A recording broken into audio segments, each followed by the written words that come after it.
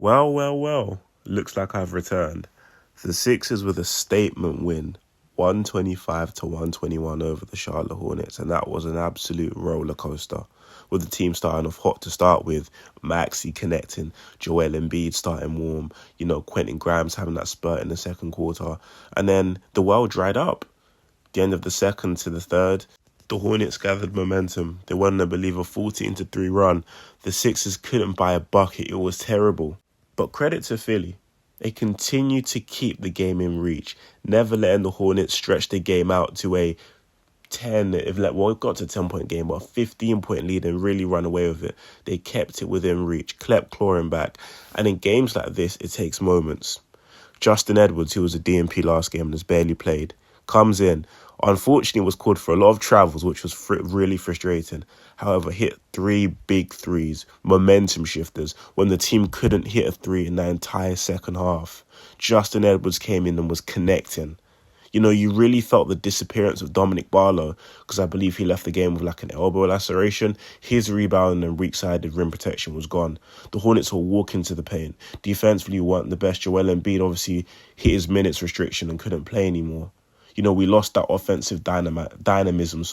We lost Dominic Barlow's rebounding. There was a lot missing. So we needed that injection of energy. Credit be to Kelly Oubre. He brought that, with the three-pointers, with the and ones, with the dunks. Energy. Same with Justin Edwards. Had a terrible preseason. Hasn't really left his mark on the rotation, but hit some big, big, big threes. Those are the kind of things that come in and change the dynamic of a game. And you know me, I'm not the type of guys to cry or bitch about referees, but if I'm being totally honest, the referees were terrible for both sides. But if I'm being totally honest, the Sixers got the least favourable side of the whistle. Anytime someone was trying to guard LaMelo Ball, you were getting whistled. The game, both teams were in the bonus almost all the time. It was pretty ridiculous because you're calling ticky-tack fouls. At what point do you allow a certain level of physicality? Because otherwise the game is going to be a free-throw fest, And in this instance, you couldn't touch LaMelo Ball. I must say, though, I'm not a Hornets fan, obviously, it's a Sixers channel. Conker Apple was quite impressive. He's a good rookie, and I believe it's a very good rookie class. VJ Edgecombe again today, I believe he was solid. There were times where he did show his immaturity with some very, very aggressive rush of blood takes at the basket. But that comes with it. His high energy, his defensive prowess, his overall just ability to just get those loot. I think there was a time when there was a ball. It didn't even strip loose. I think Trey Mann was handling the ball and VJ Edgecombe got his hand stuck in there. They both got tangled up, went down for a jump ball. VJ Edgecombe wins it. Little plays like that help inject energy back into the building because I was about to call it the Wells Fargo Centre. It's not even called that anymore, unfortunately. But the Xfinity Mobile Arena went quite quiet at times, after it was very loud to begin with.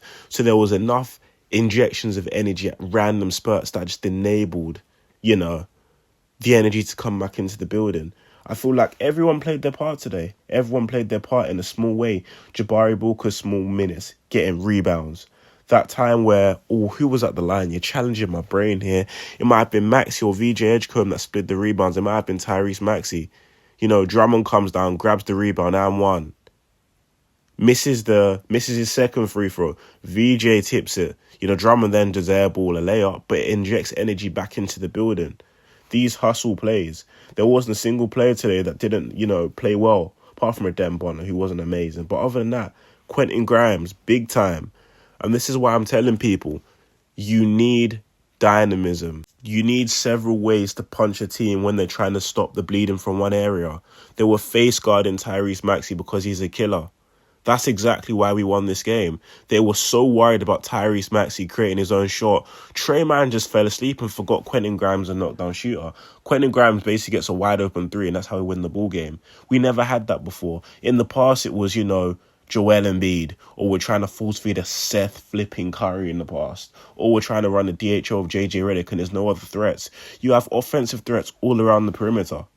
So now you can't just key on one guy because Quentin Grimes can kill you. Now let's think about when Jared McCain comes back. Another knockdown shooter, another guy who can create a shot from the mid-range, another guy who adds another element to your offense. And I think all of this ties into my bigger point. You can preserve Joel Embiid because guess what? You don't have to force feed him as much. You don't have to play Joel Embiid hero ball anymore. Yes, in my opinion, he has the same ability to do so, but that's led him to burn out, to get all of these injuries. Now you can actually play through your young guys and only really use Joel Embiid when you need to. You don't have to play through him. You don't have to, age his body even further. You have a lot of guys who can really hurt you in different ways. I'm just more intrigued to say on a bit of a side tangent how Paul George will fit into this lineup. Because it's a bit funny because I won't say Joel Embiid's taken a back seat because obviously has a minute restriction. He's still the beast he is. But you can tell, Nick Nurse and Joel are letting the guards really run the offense a lot of the time. And, Joel's not the same level of focus as he once was on the offense. I don't know what Paul George will be because is he going to command a lot of shots? We saw last year he was kind of struggling to find his rhythm. Then Nick Nurse would force feed him for 3 minutes and it would not go well. Is he going to be able to keep up with the pace the young guys are playing? I don't know, but that's a good problem to have because I still believe Paul George can really impact this team in a positive way. And it's really intriguing. But, time will tell. But so far, so good. Wins like this today, when you start off warm, energy goes flat, you lose your momentum, you lose your spark, you kind of are being deflated. Oh my gosh. Deflated and depleted because the other team will keep coming back at you. Where do you find that 5th gear or 6th gear to come back and will yourself back into the game? And it was the small things, the rebounding, the defensive effort, continuing to claw back even when Quentin Grimes is airballing. Tyrese Maxey can no longer buy a bucket. Nobody can hear anything. Andre Drummond is taking corner threes in an NBA game like it's still preseason. But you still find a way to win. Statement win. And I feel the energy and the culture within the roster, which we have not felt before. Quentin Grimes hits that, now you can call it a game-winning 3. And look at the way everyone embraces him. Look at the celebration, the gum fingers to the bench, no drama ran after he made the shot. That level of camaraderie and overall just the team being that connected is actually going to will this team to a lot of victories. I'm liking what I'm seeing. The team's fun. The roster's fun. The vibe is fun.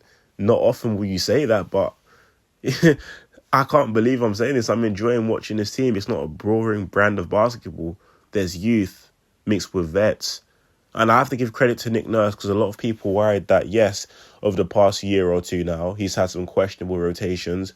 Was he going to try and force Kyle Lowry and Eric Gordon into the lineup? No, they're not going to see the floor. And I'm glad they can be there as good vets. Hopefully they are providing some good off-the-court value and also some coaching here and there within the huddles and timeouts. They're not going to see the floor. And credit to Nick Nurse because, in my opinion, his rotations have been spot on. They've been perfect. He's been giving the young guys run. He's been giving VJ extended run. He's been making the right substitutions at the right times. The lineups have been perfectly fine. I think there's been a good balance of who he has on the floor at what time, giving the Hornets different looks, different things to worry about. So credit to Nick Nurse, but I think onwards and upwards from here, great win. I would say Orlando will be more of a test because I think with the Celtics, obviously with their current roster, I think they're a middle-tier Eastern Conference team. The Charlotte Hornets are, in my opinion, the lower end of that spectrum.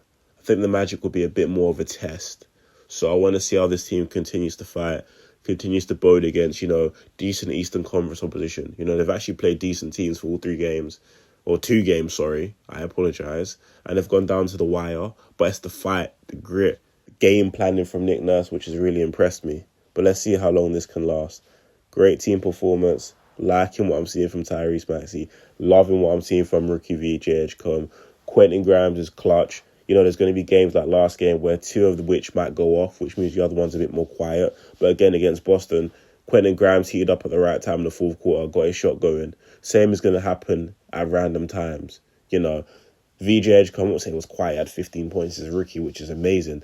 But there's going to be games where when you have that level of high-level guard play, 2 of which might go off, 2 of which might be quiet. But it just takes that injection from one of them at any given time to really give life back into the team. And that's what Quentin Grimes did today. Timely buckets. I'm loving this roster so far, and I'm intrigued to see how the rest of the year is going to go. But hey, we'll take it one game at a time. Orlando on Monday evening, that will be interesting. So we'll see how that goes. But overall, let me know your thoughts on the game. I'm very pleased. I'm very happy with what I've seen so far. Dominic Barlow, by the way. Oh, who is Gershon Yabusele? What a player. I love Dominic Barlow. I think he's going to be the unsung hero of this roster. But anyways, let's see how this goes. Thank you all for your support. Let me know in the comment section down below how you all think. And I'll catch you in the next one. Take care, my peeps, and I'm out. Peace.